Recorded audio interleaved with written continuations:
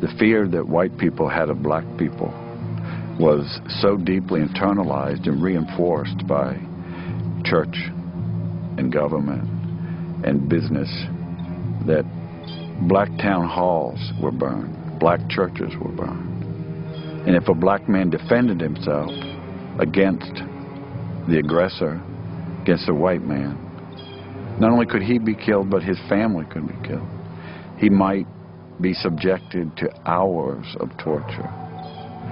In some cases, more than one, a black man was tied on a log and burned from his feet up so that an extensive crowd of people could take pleasure out of the screams and the horror. At his home near Savannah, Georgia, James Allen has collected a photographic record of racial violence in the South. For the past 20 years, he's found horrifying pictures in the family albums of ordinary Southern homes. Many are postcards that were mass-produced as souvenirs.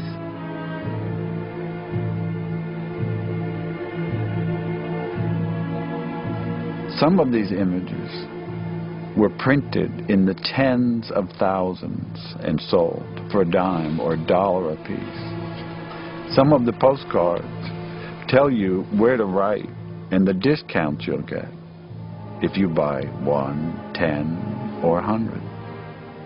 They were sold in drugstores and pharmacies. They were sold on the street. I purchased a photograph from a woman. The photographer sold them door to door. Her mother bought the image for $2.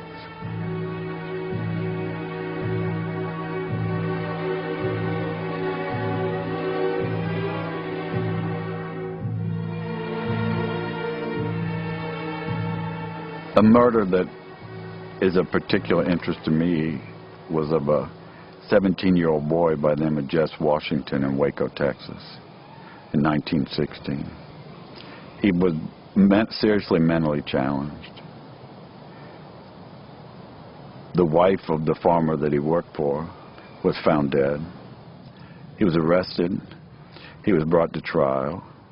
The trial took from 10 until 12. And when the jury came back at noon and found him guilty, someone in the courtroom, and it would have been anyone in the courtroom, screamed out, "Get that nigger." Then one of the worst and cruelest treatments of a human being began. Jess was kicked down out of the courthouse, down the back steps where a crowd of several hundred was waiting for him. They put a chain on his neck. There were 16,000 people crowding the street to watch this boy be tortured. Jess was tied to the chain over a branch of a tree. The fire was started. They raised Jess from the fire up into the air so that the crowd could see him.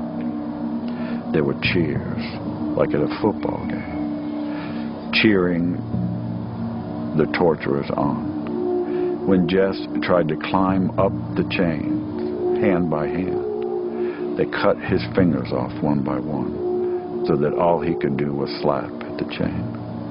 They lowered him back down in the fire. A man came up and castrated him. Another man kept a pole so that he couldn't crawl out of the fire. And time and again, they pulled him up to keep him from dying so that the crowd could be satisfied, until he finally died.